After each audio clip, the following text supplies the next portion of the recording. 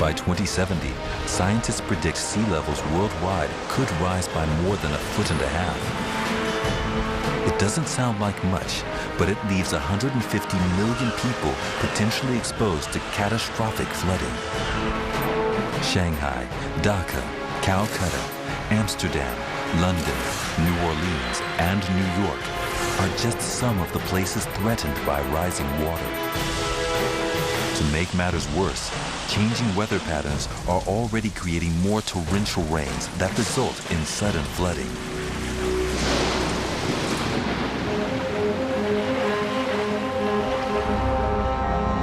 The nation's capital is already vulnerable to flooding.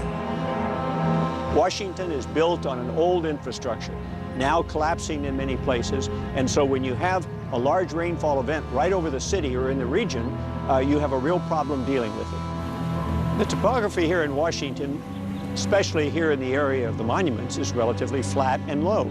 So the river has ready access to downtown Washington through the street that lies behind me. Like many low-lying cities, D.C.'s water defenses were built before global warming. If sea level rises, the capital's in trouble. Hurricane Katrina is a stark reminder of what awaits a city without proper protection. Katrina became a wake-up call for those who knew something might happen in New Orleans but didn't do anything about it. We face the same thing here in Washington. We have a low levee. We have the potential for major storms. We see that increasing over time. Somebody needs to be thinking about the tomorrow. D.C. has already had a taste of what could come. In June 2006, a wet weather pattern created intense downpours, inundating parts of the city. So much water came on top of Washington that it flooded the downtown and shut it down for 3 days. Now, that's not what you want to happen in the capital of the United States. Some of the nation's most important buildings, monuments, and museums are located in flood-prone areas. At present, Washington is only protected by these gentle landscaped earthworks or levees. After the 1936 flood, a big flood in Washington history, the Congress authorized the Army Corps of Engineers to build a levee here along Constitution Avenue to block the flow of the Potomac into downtown Washington. But gaps were left in the levees for roads. When the Potomac floods, these gaps are plugged with sandbags. There are plans to replace the sandbags with gates, but will it be enough? D.C. has been hit by a Category 3 hurricane in the past. Over the next quarter century, the capital's fragile defenses may be tested by a fiercer hurricane with winds in excess of 150 miles per hour.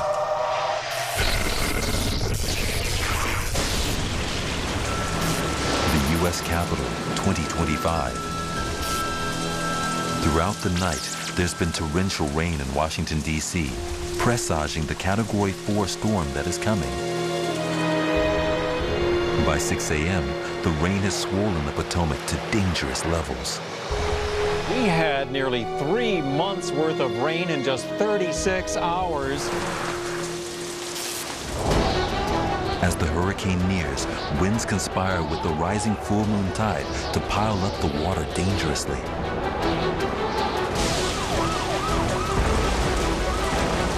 By 3 p.m., the storm makes landfall, and a 15-foot storm surge travels miles up the Potomac River and floods over the meager levees. For any type of flood that comes from the Potomac, when the levees overtop, it then flows down Constitution Avenue towards the Capitol and several buildings of the Smithsonian, which are on the north side of the mall. The Washington Monument is surrounded by floodwater. Reagan National Airport is submerged. 4 months' rain has fallen in just 1 day. The next morning, Washington counts the cost. some of the nation's most priceless treasures have been destroyed by the floodwaters. There's billions of dollars worth of damage, and the capital has ground to a halt. There is a potential disaster. Everybody acknowledges that there's something out there, but nobody seems to be willing to step up to deal with it. Washington is not alone. All around the globe, cities and even countries are located at or below sea level.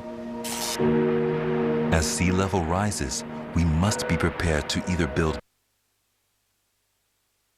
areas to the sea. From fires, floods, and droughts to plagues of locusts, the future seems dark, promising biblical-like devastation. Is there anything we can do to prevent future catastrophes? Fortunately, scientists are responding with some audacious solutions. Megafires, dust storms, locust plagues. These catastrophes point to a stark fact. We are facing a future water apocalypse. But it's not inevitable. We have it within our power to prevent these disasters. Today, southern Texas is enduring its worst drought in 50 years. In 1 year alone, it's cost the state an estimated $3.6 billion in crop and livestock losses. But one farmer is determined to become the area's rainmaker. In South Texas, we're primarily an agricultural community, be it ranching or farming. And drought has a tremendous effect. Tommy Shearer is a cattle farmer who's using modern technology to solve an age-old problem. His mission is to bring relief by seeding clouds and literally pull rain out of the sky. Meteorologist Todd Flanagan runs the operation from the ground. They'll take off from here and they'll go to the area of interest where these clouds are developing and getting rather large.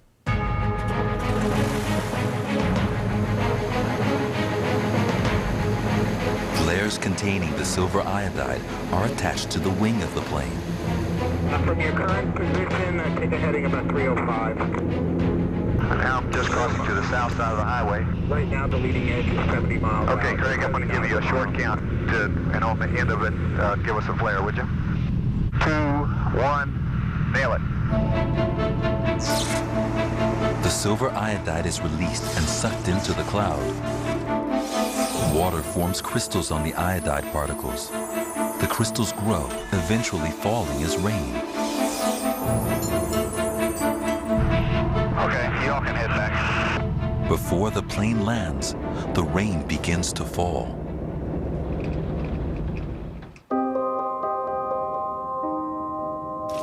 We add on a yearly basis about 10 to 12% more rain than we would have gotten had we not had the program. And that equates into about $8 an acre foot, which is extremely cheap water. But you can't make it rain in areas where there are no clouds.